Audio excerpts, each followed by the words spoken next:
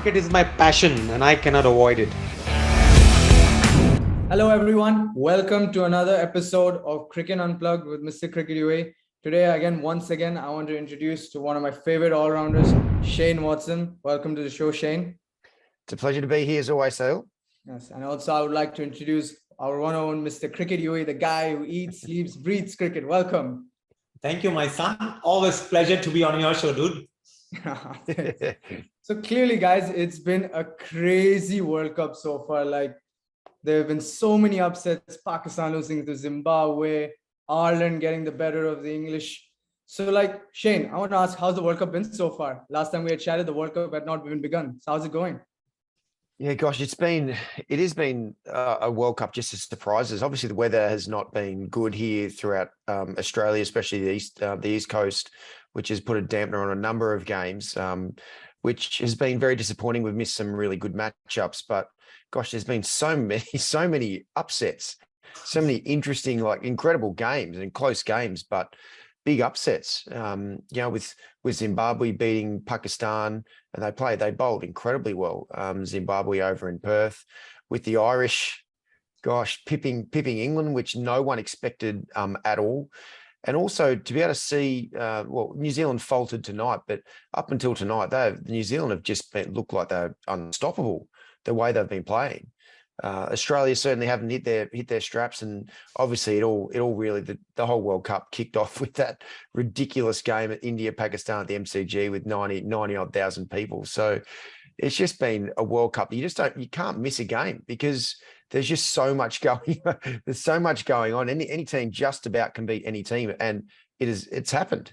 So it's going to really this last week in the build up to who's going to qualify for the semi-finals. Gosh, you won't want to miss a game because there's just so much riding on every moment of every game, which is what you want in a big event like this men's T20 World Cup. I couldn't agree with you more. Like you see that group which has England, Australia, New Zealand, and also Ireland. It's been so interesting. I mean, Sri Lanka is on the loop, by the way. If they get the better of England, anything can happen. So it's been a crazy group. Now, Mr. Cricket. Now England have 5 points. Australia have 5 points. Now in the fixtures, England play after Australia. So how will Australia now play that game? What will we go with that mindset? Very simple mindset. They are behind the run rate by quite a long way. I think Australia is still in the negative point -20, and England are plus 0.55. So it's a gap of almost 40-50 runs, if I'm not wrong, Water. Yeah. It is around that. Yep. So when they play the last game, albeit it's against Afghanistan, and Afghanistan has quality spinners, so it's not going to be easy for Australia, just that they can walk in the park. But they'll have to go with that mindset that we got to win big and put pressure on England, because once they know that their net run rate is ahead of England also would like to then chase the game. When I say chase the game, when they play the last game of Sri Lanka, they will also go hard. And in going hard, it might backfire on England. It might happen to Australia also, but that's the best ploy I think Australia can say. I probably have to have Waters' opinion on this. Yeah, there's no doubt that England hold the upper hand right now, knowing that they're going to have their game's going to be after the Australian game. So they're going to be able to see how Australia fare against Afghanistan. Look, the thing that I want to see with Australia is to really let the shackles off. It's just been Marcus Stoinis for me really has been the only batsman who just really looks like he's in full control. He's got no fear about what's going on really from ball one. And the Aussies, the rest of the batters, majority of them just you can sense the pressures on them. And Marcus Stoinis just continues to breathe that fearless nature in the Australian team. So Australia still haven't really hit their straps. Adelaide here, if the weather's good, the weather's not great for tomorrow's game, but it doesn't look great throughout the day anyway. But if the weather's good here, it's a high scoring ground. Australia have always performed really well here. So it is conducive to high scores. But look, England played very well tonight against New Zealand. New Zealand had been so dominant. So right now, England certainly have got the upper hand. But I just want to see Australia play with that really fearless nature. You can just see they're a tiny bit suffocated just with the expectation that's going on at the moment. A few players are just slightly off their game. So from Australia's point of view, I hope everything clicks their technique, their mindset just clicks into gear for that game Afghanistan at the Adelaide Oval. I couldn't agree more when you were talking about Stoinis. He's been the guy in form after that innings against Sri Lanka. It reminded me of one guy named Shane Watson, who used to do everything with the bat and the ball. So he's just top. What a fantastic all-rounder, Marcus Stoinis. And yeah, well, I never got 50 off 17 balls. So to see what he did, and I've always absolutely loved Marcus Stoinis. Marcus Stoinis doesn't leave any stone unturned with any aspect of his game. And when you see someone come out and just make his mark on a world event like Marcus Stoinis did in that game against Sri Lanka it's what the Australians needed, because they'd just been a tiny bit timid across those first couple of games. So, Marcus Stoinis, I just hope that he's fit. The Australians have got a few injury concerns. Aaron Finch, I'd be surprised if he plays the next game. He was in a lot of trouble last night, running between wickets and running in the field. Tim David's got a bit of a niggle in his hamstring as well. So it's going to be an interesting to see what makeup of the Australian side is at the time when they need their best players playing at their best to give themselves a chance to be able to, well, if they win, they're going to be most probably on the same points as England. So they're going to have to play incredibly well, like out of their skins. Now, Shane, I also wanted to ask you now, I couldn't ask this, I have to ask now, give me that explanation. How was that India versus Pakistan game for you? How was it? How was that experience for you? You being an Australian, how was it for you? Well, unfortunately, I wasn't at the game, which is I'm shattered that I wasn't at the game. I did the game the night before, Australia and New Zealand, so I missed out on that the big event in Melbourne. But to be able to watch that game, it's gone down as one of the best T20 games in the history. To be able to see the ebbs and flows. To be able to think that Pakistan had the game really in the bag, and then while Virat was at the crease, we all knew with his track record of chasing down totals, he is probably the best that's ever played in chasing down totals in any format. While he was still in, there was still a chance, and a couple of those shots that he played off Haris Rauf it's mind-boggling, especially that change of pace that set up in the wicket, and Virat just cross-batted it straight down over mid-on. Is a shot that will be replayed over and over again for just this freakish skill that Virat's got under pressure. So, and all the reports that kept coming back to me for the fortunate people who were there at the ground is even for people who've been at the MCG when there's been 90,000 people for a World Cup final or the AFL Grand Final, which there's 90,000 people. They said that it was like, if they had like the decibel sort of reader there, it was like off the Richter compared to all the other events that have had a similar amount. Just the sheer passion and joy of the Pakistani and Indian fans that just reverberated around Melbourne. I think there would have been some earthquake tremors because of the amount of noise that was going through the MCG during that game, which is something that's just Australian people now really fully realise how much cricket means to those two nations. So it's a very cool game for everyone watching. Sure, I couldn't agree more. There's no explanation needed how that game went.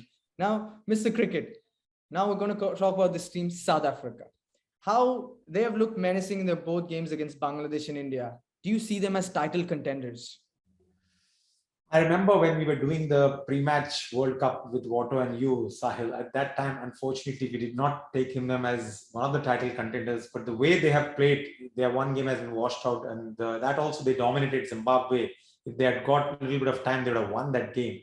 They outplayed one of the teams which you mentioned in that first game, which was Bangladesh, and then India. Also, it might have looked the game close, but they bundled out India for 130 and chased.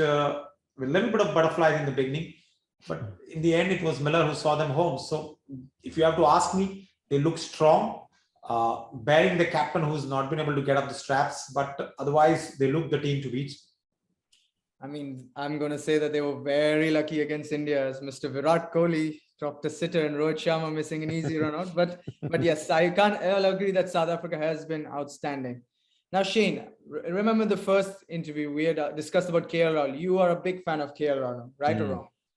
Very much so. Unfortunately, he's not looking in good touch.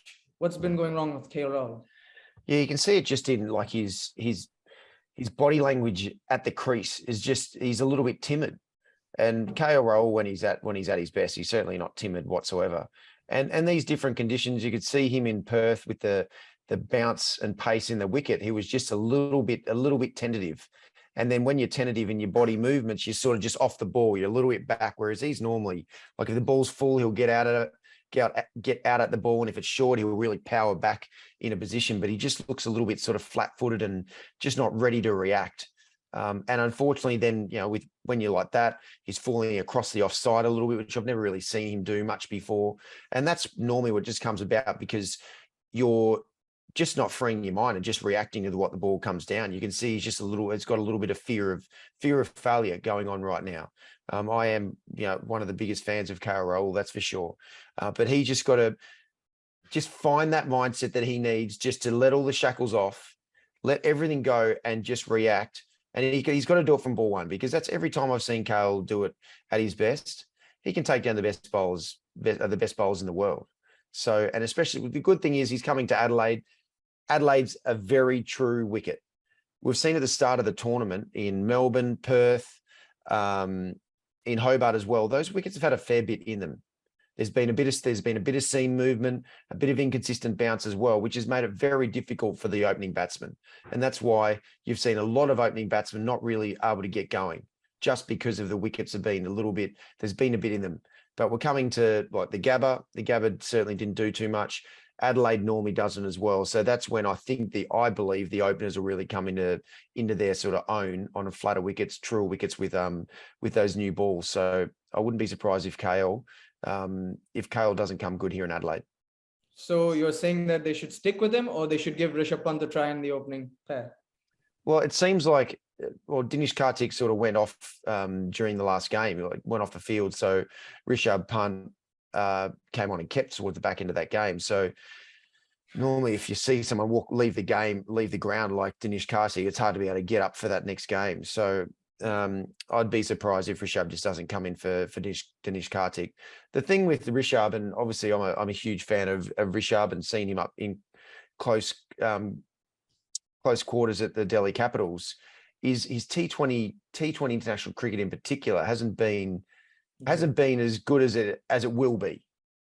It will be very, very good because he's got the skill to be able to do it. We've seen one-day cricket and test cricket the way he bats, but he hasn't been able to really find the perfect method yet and game plan to be able to be more consistent, because he's got every shot in the book.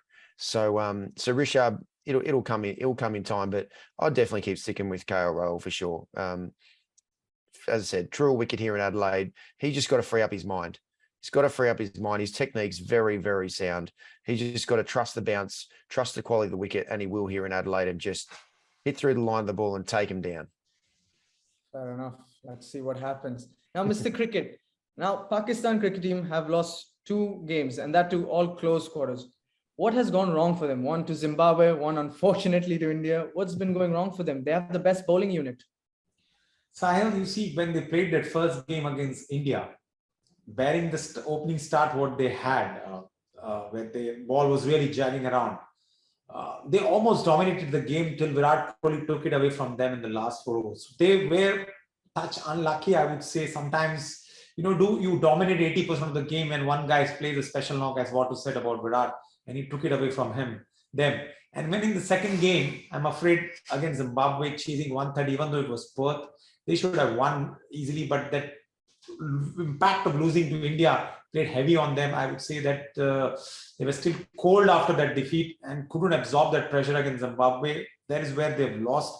And now for them to come back in this tournament, it all depends on other results. So I'm afraid the lack of confidence in the second game has cost them their place in the semi-finals. And also, I wanted to ask you, what has gone wrong with Babar Azam, who came from a fantastic series against New Zealand? What's gone wrong with him again? Like, he struggled in the Asia Cup. Why again in the World Cup? That's for you. That's for me. Yeah, look, it's hard to know, because I also believe that Dave Warner was going to dominate this tournament as well, and it just hasn't been his time. For Dave Warner, there's been 2 unlucky dismissals. It just sometimes, no matter what, even if you're batting really well, it's just not your time. And opening the batting in this tournament has been very challenging, because the wickets haven't been really true. So it's made it more difficult for the batsman to be able to really get in, like Bubba Azam normally does on true wickets, and then just hit through the line of the ball because he's so skillful.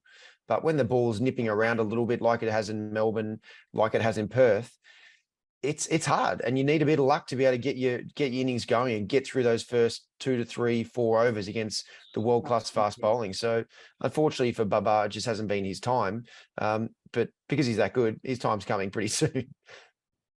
Absolutely. Couldn't agree with you. Now, Shane, I wanted to ask you a very important question. This is about your teammate, your friend, Aaron Finch, a guy who is the captain of Australia, but he has struggled for a few moments, but luckily he got some runs against Ireland. How do you see Finch going across the World Cup? Yeah, look, it's been at times quite tough to watch, to be totally honest. It's been a little bit tough to watch. Last night, he certainly wasn't. He played with freedom. He got into better positions more consistently last night with that freedom in his mind. He got 60, 63 or something like that. He batted much nicer. That innings in Perth, there's enough in the wicket, but he's just low on confidence. He's low on confidence, and his technique's just not where it needs to be as well. So it's a good thing that it clicked for him last night. But as I mentioned earlier, there's a good chance, I think, that he's not going to be available to play for the rest of the tournament. He's had a history of hamstring injuries, unfortunately for Aaron Finch, and you could see the real disappointment on his face as he walked off the field, and then in the change room, the camera sort of went into the change room as he's sitting down, having ice on his leg, and you see how disappointed he was, knowing his history of hamstring injury. So, to be honest, I think he'll be struggling to be able to get up for the rest of the game. So, we'll have to see who's going to take over, one at the top of the order, but also as captain. But Aaron Finch, it was good to see him get some runs last night, and the way he did it. It's unfortunate now that he got some time in the middle and quality time in the middle, and got